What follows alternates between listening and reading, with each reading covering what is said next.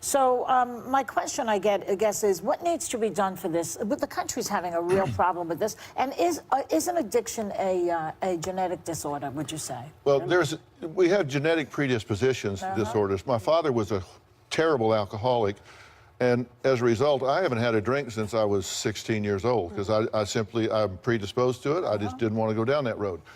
But you can be predisposed to this genetically, which means you're more likely. Doesn't mean you will be, but means you're more likely. And these opioids, let me tell you something the statistics show.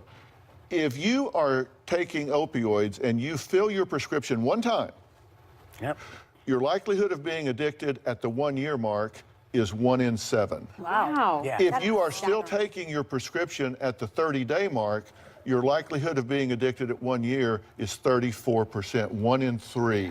Yep. That's how powerful this is. And I'm going to tell you that it is a different pathway than other addictions, so the treatment is very, very difficult. It hijacks the brain's, it shuts down the brain's use of endorphins. So you stop secreting endorphins, manufacturing endorphins, that suppresses pain. So when you start taking this pain medication, your body stops doing it on its own.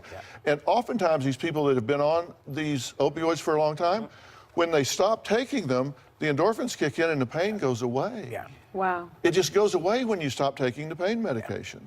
Oh. So, and there's a paradoxical effect to opioids. Where you take them a long time, you start getting sensitized to pain. Yeah. So there's all kinds of problems with this, and it is an epidemic. Yeah. It's easy to hide.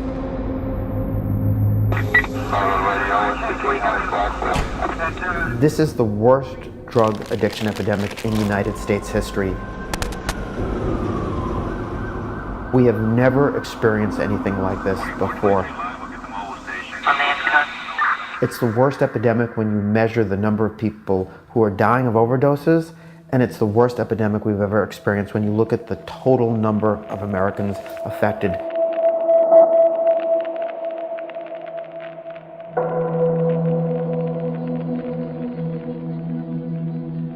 Opioid pain medicines are drugs that come from opium. Hydrocodone, which is Vicodin, oxycodone, which is an OxyContin. We would call them semi-synthetic because you start with something natural. Heroin, obviously, also comes from opium. Heroin is also semi-synthetic. The effects that hydrocodone and oxycodone produce in the brain are identical to the effects produced by heroin. An experienced heroin user can't tell the difference between one or the other. And so when we talk about opioid pain medicines, we are essentially talking about heroin pills. Some patients may be afraid of taking opioids because they're perceived as too strong or addictive. But that is far from actual fact. The reason we're experiencing an epidemic of opioid addiction in the United States is because the doctors started to prescribe opioids much more aggressively. Since I've been on this new pain medication, I have not missed one day of work, and my boss really appreciates that. We were responding to a brilliant marketing campaign that had been launched mostly by Purdue Pharma, the maker of OxyContin, in 1996 when it put the drug on the market. It's not acceptable to say, I don't believe in using strong pain medications.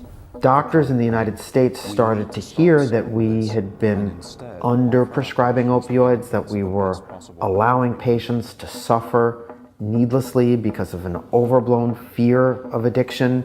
I feel as though the opioids have given my life back to me. You can be more compassionate if you prescribe more opioids, and as we responded to this campaign and the prescribing went up, it led to a public health catastrophe.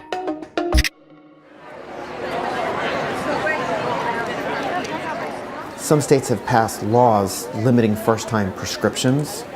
Most states have gone with a 7-day limit. New Jersey went with a 5-day limit. A 5-day supply of opioids should really be more than enough for the vast majority of patients who might need an opioid prescription because they just had major surgery or serious accident. If a patient has pain so intense that they need more than a 5-day supply, there's probably a good reason for that patient to be evaluated by their medical provider. And New Jersey did something else that was unique. They passed a law mandating that prescribers warn patients that opioids are addictive drugs when they prescribe them. You have many people who are prescribed opioids, or their children are prescribed opioids, and they have no idea that this is a drug that's as addictive as heroin. It's likely that if parents or even the prescribers understood how addictive these drugs were, they would be prescribing more cautiously.